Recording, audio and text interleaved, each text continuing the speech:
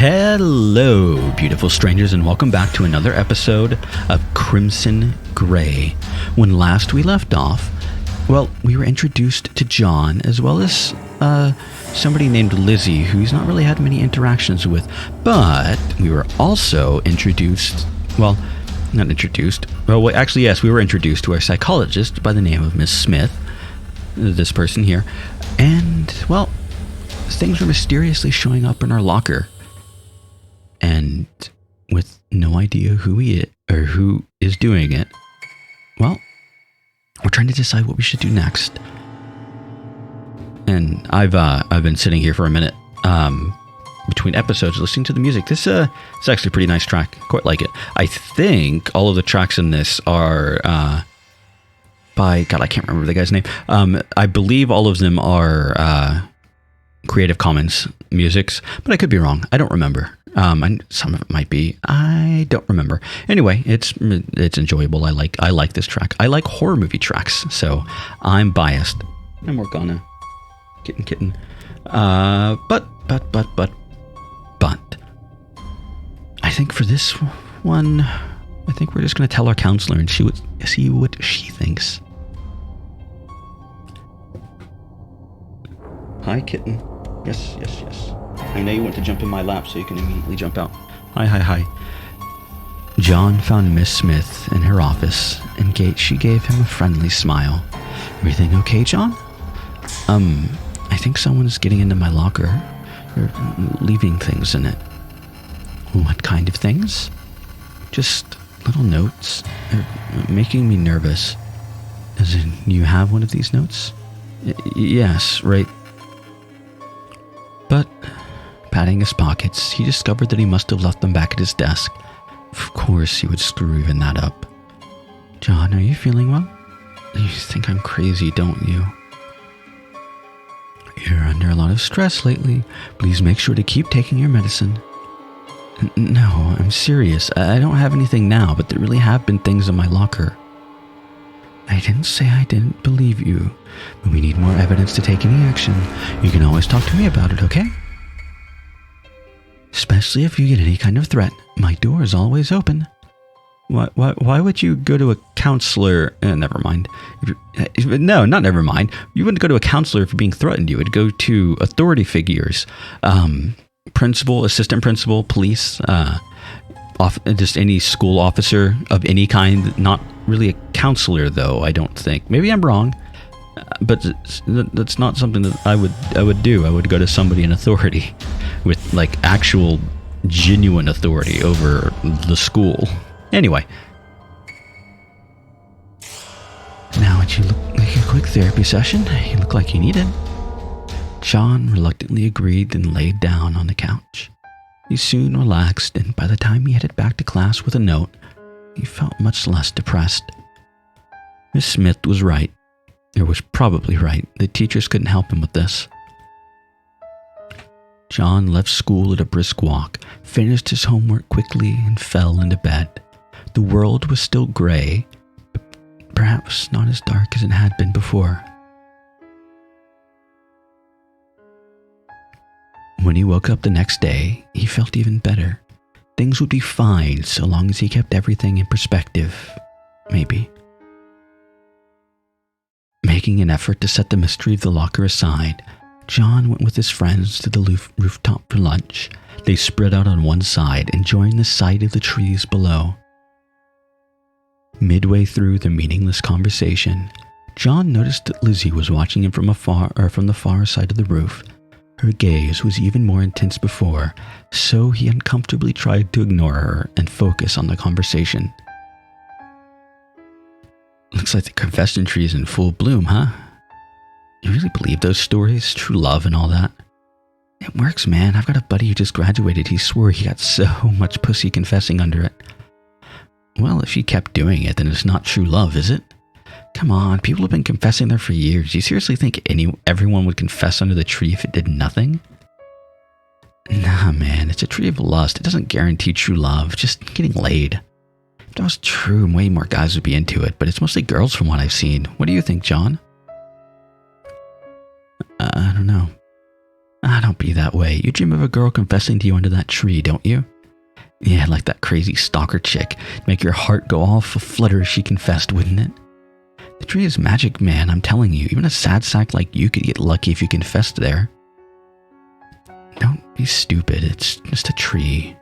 Whoa, someone has their panties in a twist. I'm telling you, everyone goes there only because people like you keep telling these stories. There's nothing magic about the tree. People just believe it's special because everyone else says it is. Girls think the tree is romantic, so of course they're more likely to agree there, and guys would have to turn down in front of an audience. That's all it is. Shit, man, what's wrong with you today? With an attitude like that, you're never going to get a girl. You insulted the tree. It'll cock-block you now. That day, John couldn't get to his therapy appointment fast enough. Miss Smith smiled at him when he came in, but immediately saw he was unhappy. You okay, John? Perhaps you should be on a stronger formulation. No. Well, our session should make you feel better. Lie down and get comfortable. Miss Smith, does Paxitine have any visual side effects? I should hope not. Koitek has the highest standards for every drug it puts out, and Paxitine is nearing its final clinical trials. Are you having vision problems? John lay back and stared out the window. Was he really seeing differently, or was it all in his head? He stared a long time before he opened his mouth and just started talking. Everything just feels so gray. So you are having vision problems? Not literally gray, it's just the sky today. I remember when I was younger, I always thought clouds were beautiful. Now it's like there's just nothing there, nothing that matters. I look up and I just don't care. Interestingly, I've actually heard that talked about with people with extremely severe depression before, about how things just sort of lose the color and they don't seem as vibrant anymore, stuff like that. And yeah, I could definitely see how that could be a possibility. So it is an interesting thing. The mind is an interesting thing. I wish I knew more about it. And Morgana. That sounds more likely to be a mental issue then. Why don't you get more relaxed and talk about it? Taking a deep breath, John did his best. As usual, after talking with Miss Smith for long enough, he felt not better necessarily, but at least not miserable. Their session went by in a flash, and then he had to head home. He shuffled through his routine easily enough, slept fitfully, and then returned to school barely more rested. But when he arrived, he found a huge crowd standing and staring.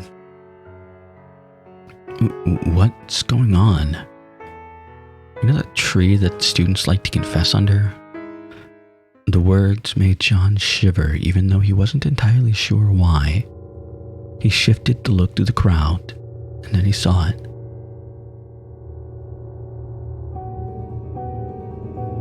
Part of the tree was still burning, but the rest was char, and ashes coated the ground near it. His throat was dry, as if all the ashes were filling it. What happened?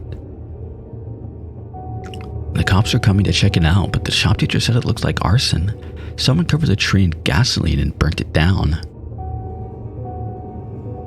See, this is why we need cameras. I've been telling the principal for years, but does he listen to me? No one thinks. The words slid off his mind, and John turned away without even saying goodbye.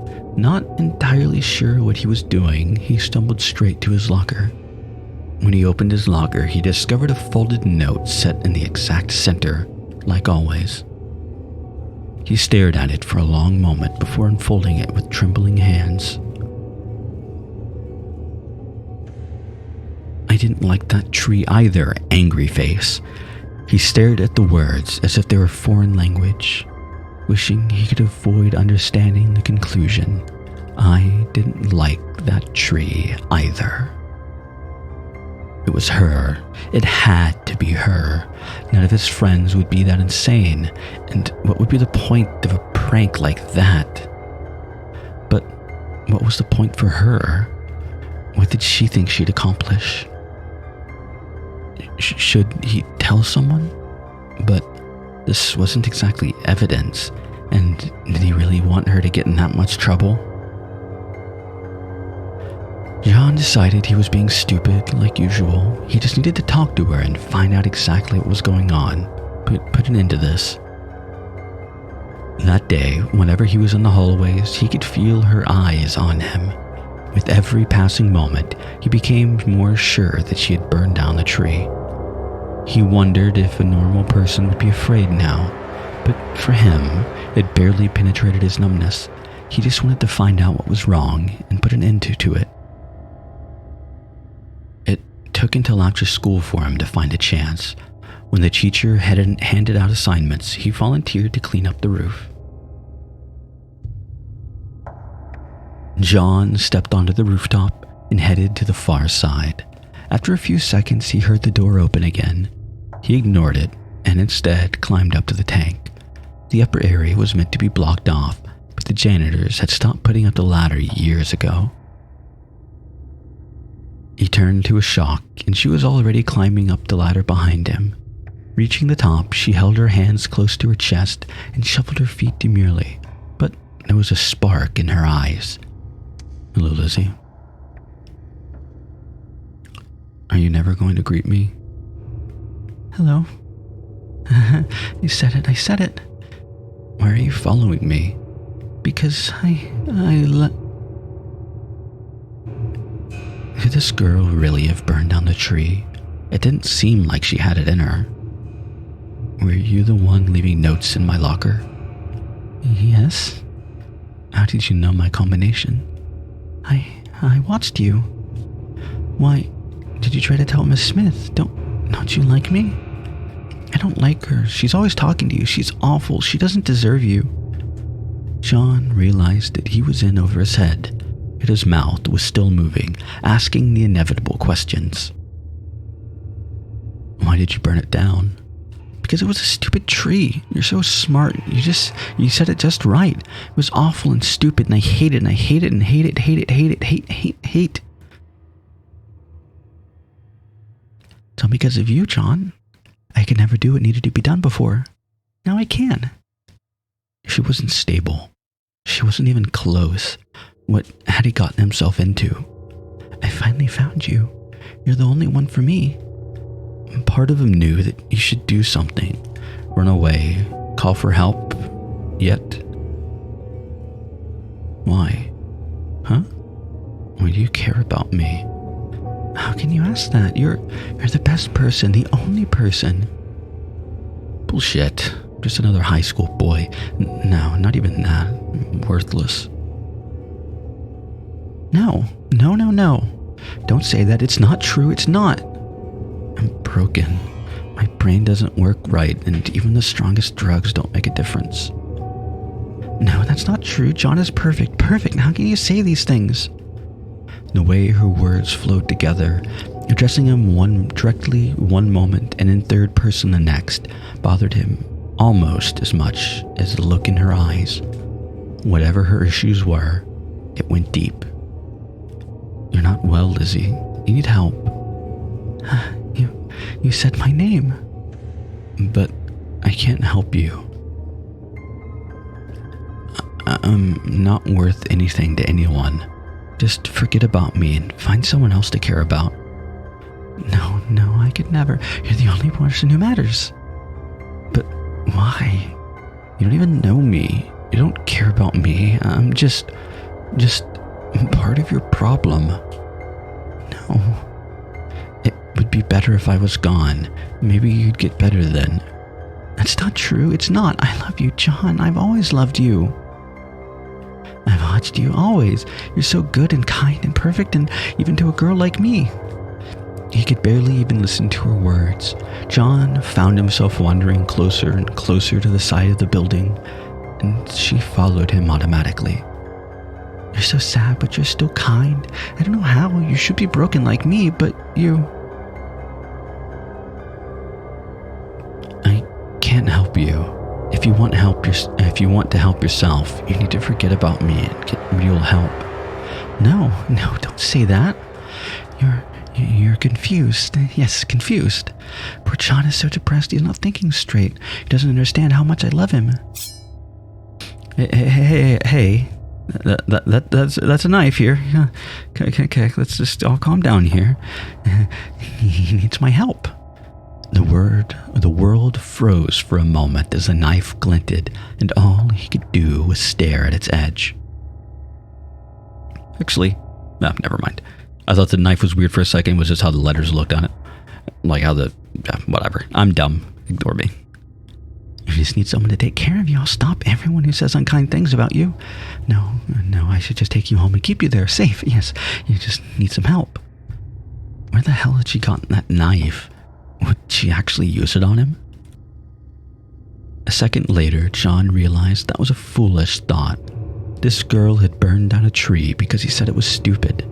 He had no idea if there were any limits on what she might do. And would that really matter? He spent nights lying in bed, wishing he had never been born, wishing he had a way to end it all. Can't threaten me. John, get away from the edge. It's not safe. He took several steps to the very edge before she could stop him, and turned around to face her. The back ends of his shoes hung off the edge of the building, nothing between him and a fatal fall. My life matters so much to you. Stop toying around with me.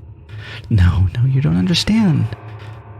What do you even want? To stab me until I'm yours forever? Is that it? Never. John is so good and kind. I would never need to stab him. Please, come away. I'll take good care of you. You can't. Maybe you have good intentions, but you need help. Unless you can get it, it can only hurt me. Well, I will, whatever you want. I promise, just don't hurt yourself. It was a lie, of course. She was just saying whatever it took to get him to step away from the edge. It was exactly how he had imagined he would go. He'd stand at the edge, and everyone would say all kinds of lies about how much he mattered to them, because they'd care for the first time. Not about him, but about the idea of him. But the look in her eyes, that couldn't be faked. It might be a twisted love, but she loved him utterly. She needed help too. Maybe he could be the one to help her, assuming she didn't stab him. But what the hell was he living for anyway?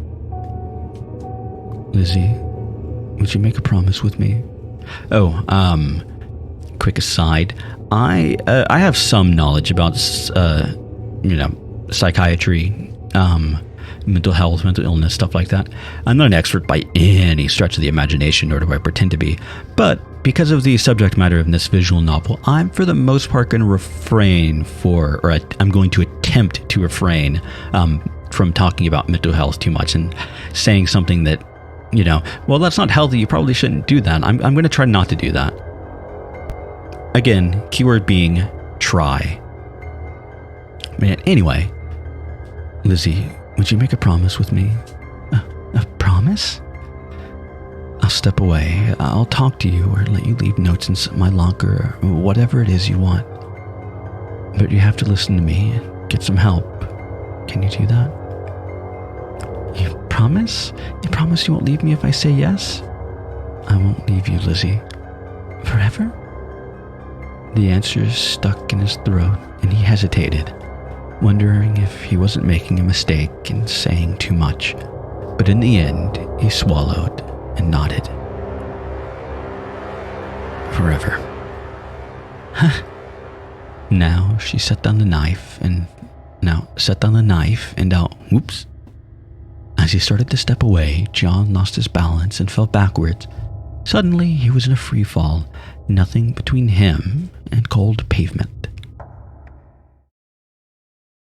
At that moment, Lizzy lunged forward insanely fast and grabbed his wrist. Impossibly, she held him up. Her body was thin, yet somehow she had stopped his fall and held him up with only one hand. Her eyes held a mixture of unstable fear and twisted desire. In that moment, he knew with absolute certainty that if he had fallen, she would have thrown herself off after him. I think it would have been an interesting choice, just because I like morbid endings, for that to have been an option of, do you try to grab her hand or not? I think that could have been interesting. Like I like bad ends. I like morbid endings and stuff like that. So it's just a weird tangent there. You can't die, John. You're the only one. The only one. With the same incredible strength, she pulled him back up to the rooftop. Fortunately, she had left the knife behind when she lunged to catch him, but he was still anxious being so close to her. John almost died. John, I love you. I won't let anything bad happen to you. It was clear she was completely unstable, but was she actually dangerous? She seemed to care about him more than anything. Or was he so pathetic that he'd just latch onto anyone who showed him the slightest sign of affection? Worthless. You'll keep your promise, right? Of course. Then tomorrow we'll go talk to someone, see if we can't get you some medication. Is that okay? If it's what John wants, of course it's okay. Good, then perhaps. But I want more than that. I love you, John. I told you over and over. Don't you love me too? At least she was asking without her knife in her hand, but was there a good answer to that question? He had to think about it logically. She wanted him to answer yes, but that just might make her worse. The risk of saying no couldn't be ignored either, though. A choice, an impasse. A fork stuck in the road. Kitten on my side, wanting in my lap, but not enough to actually jump into my lap. Or wanting to jump into my lap so she can then proceed to jump out of my lap, because that's a fun game or something. I don't know. I'm rambling. But I think what we're going to do is continue the episode and let her down gently. Lizzy, I don't know you very well yet. You really want me to use those words carelessly? No, of course, you're right. Stupid, so stupid. You can never love someone like me. I didn't say that. I want to get to know you better. Really. Yes, we should get to know each other very well. John desperately hoped that wasn't a mistake. He hoped this all wasn't a mistake. But he hadn't been stabbed yet. And after how today had gone, that was good enough for him. Then I'll see you later, okay? I'll be watching you, but yes, later. You're not going to do anything crazy. No, John didn't reject me. That's all that matters. We both need to get to class, but we'll talk tomorrow, okay? Okay. The rest of the day was even more of a blur than usual. Everyone's voice not even echoing in his head. John could hardly believe what he had just done. It all seemed like a dream now. Had Lizzy really pushed a knife on him? Or pulled a knife on him, rather? Had he really threatened to jump off the school building? It made him wonder if he wasn't the insane one. But no, it had really happened. For better or for worse, he was stuck in this situation. Only when he was headed to bed did John realize that he felt strangely alive, even better than after his therapy sessions. And maybe it was the brush with death. Maybe it was just having something to think about other than his pathetic existence. But he felt almost good. Maybe that meant he was crazy too. But right now, he was just glad to sleep soundly.